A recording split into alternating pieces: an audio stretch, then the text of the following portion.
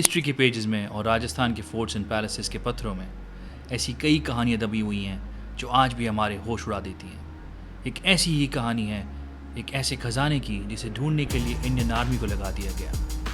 ये कहानी है जयगढ़ फोर्ट के उस लेजेंडरी खजाने की जिसे आज तक कोई ढूंढ नहीं पाया, या फिर ढूंढ कर भी किसी ने बताया नहीं।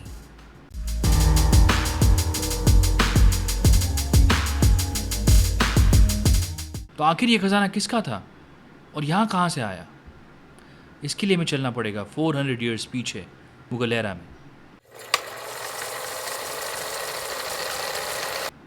राजा मान सिंह फर्स्ट आमेर यानी जयपुर के राजा थे और मुगल बादशाह अकबर के सबसे ट्रस्टेड सेनापति।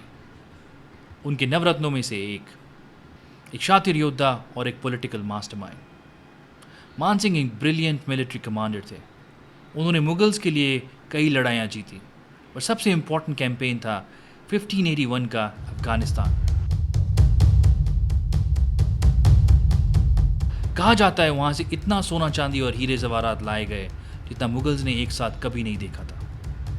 ना मुगल रूल के हिसाब से इसका बड़ा हिस्सा बादशाह के खजाने में जाना चाहिए था, लेकिन मान सिंह ने यहाँ लिया एक डेंजरस रिस्क और एक बड़ा हिस्सा उन्होंने छुपा लिया सिर्फ अपने लिए।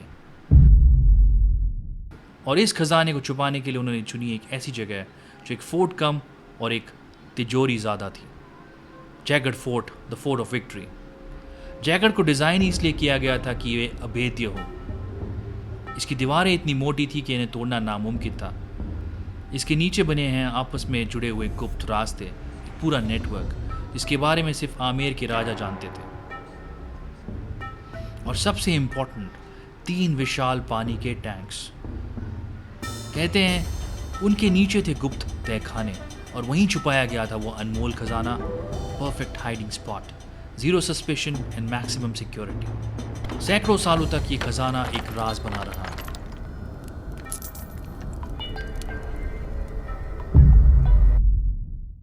फिर आया साल 1976। देश में लगी थी emergency, PM Indira Gandhi power में थी और उनकी पॉलिटिकल राइवल थी राजमाता गायत्री देवी, जयपुर की महारानी। ऑफिशियली वहाँ एक इनकम टैक्स डिपार्टमेंट की रेड हुई टू अनकवर अनडिक्लेयर्ड वेल्थ, पर अफवाह ये थी कि असली टारगेट था मान सिंह का वो लेजेंडरी खजाना। इंडियन आर्मी की यूनिट्स को बुलाया गया, जयगढ़ फोर्ट को चारों तरफ से घेर लिया गया। फॉर ऑलमोस्ट 6 मंथ्स यहाँ पर खुदाई चलती रही। इतना हाई प्रोफाइल ऑपरेशन था कि 10 जून 1976 को दिल्ली जयपुर हाईवे को आम ट्रैफिक के लिए बंद कर दिया गया ताकि मिलिट्री ट्रक्स की मूवमेंट आसानी से हो सके। पूरे देश की नज़र जयगढ़ पर थी, सब इंतज़ार कर रहे थे। The hype was so real कि पाकिस्तान पीएम भुट्टो ने भी इंदिरा गांधी को लेटर लिख डाला। उन्होंने कहा कि पार्टीशन से पहले इंडिया और पाकिस्तान एक थे, इसलिए अगर कोई खजाना मिलता है तो उसमें पाकिस्तान का भी हिस्सा होना चाहिए। But after months of searching, digging and scanning, the government made an official announcement, उन्हें कुछ नहीं मिला। The entire operation was a failure. But wait, was that the truth? Or just what they wanted us to believe?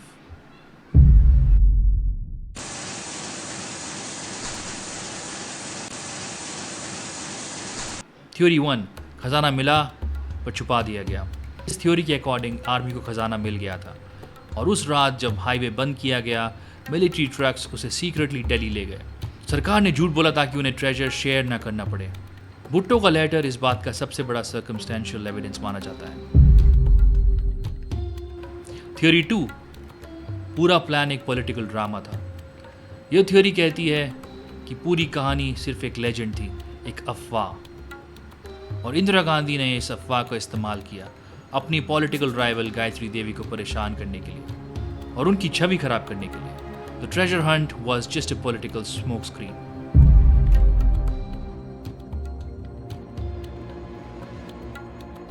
Theory 3, खजाना अब भी छुपा हुआ है। सो लास्ट थियरी जो सबसे एक्साइटिंग है, ये खजाना इतनी होशियारी से छुपाया गया है कि 1976 में आर्मी की टेक्नोलॉजी भी उसे ढूंढ नहीं पाई। Who knows, शायद वो आज भी उन्हीं तहखानों में सही वक्त का इंतजार कर रहा है।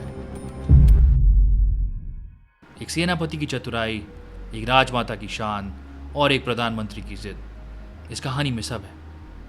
जयगढ़ फोर्ट आज भी वहीं है, इंडिया का एक बड़ा राज दबाए हुए। तो आपको क्या लगता है, क्या खजाना मिला और छुपा दिया गया? क्या ये सब एक पॉलिटिकल ड्रामा था, या फिर वो अनमोल खजाना अब भी उन्हीं दीवारों के पीछे अपनी खोज का इंतजार कर रहा है? Let me know your theory in the comments below. अगर आपको ऐसी ही हिस्टोरिकल मिस्ट्रीज पसंद हैं तो चैनल को सब्सक्राइब करना मत भूलना। मैं आपसे मिलूंगा अगली वीडियो में। तब तक के लिए स्टे क्यूरियस, स्टे लेजेंडरी।